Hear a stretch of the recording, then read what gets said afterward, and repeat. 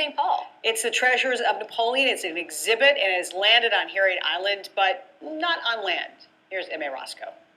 In many ways, it still looks like the Centennial Showboat, because it is, but right now it has been turned into a Louvre-quality museum. And I say that, Will Peterson, because this artifact from the Treasures of Napoleon exhibit, the only other one is at the Louvre, right. So they've got one at the Louvre. And that would be in France, yeah, Paris. Right, in Paris, France. And we have the other one on the Centennial Showboat on the Mississippi River. So that just speaks to the, to the caliber and the quality of our collection here.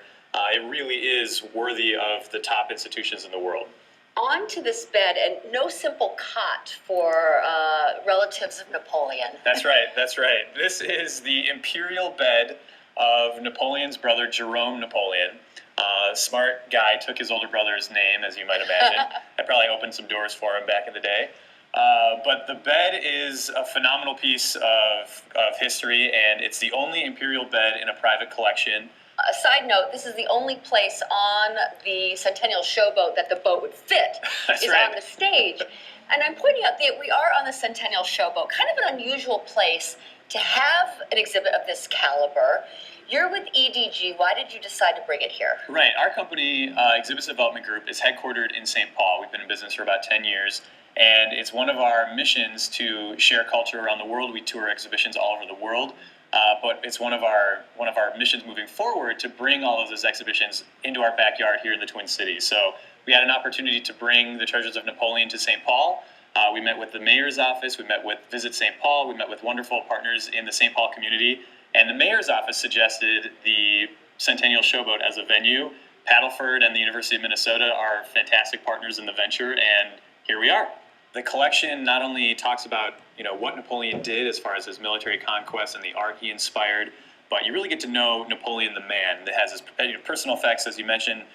We have his snuff box, his drinking glass. There's his watch and his 10-carat diamond ring.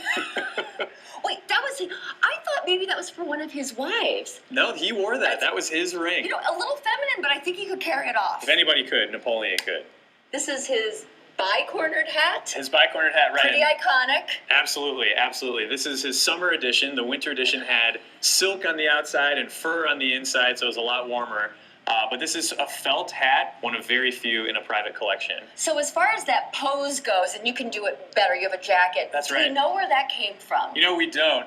There are a couple theories floating around. We know he died of stomach cancer, and so some people think, he was, holding onto his stomach because he was in pain.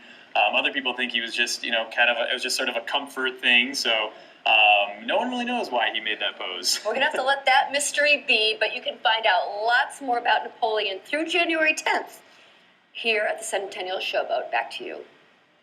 She salutes Napoleon. It was just keeping his hand warm. I like that. He And could the have been doing ring. that too. That's Very impressive. fancy. As only Napoleon could carry it off. Fancy. Very fancy. You know who else is very fancy? Who? Cody Matz. Fancy. When he's Cody. look at him, he's doing his fancy Oh, there Napoleon you go. pose. I'm sorry, what? He's just rubbing his belly. I just always stand like this. You're about 2 feet taller than Napoleon. Was. Well, but he was actually 5'6" or 5'7", which is what MA showed us earlier. Yeah.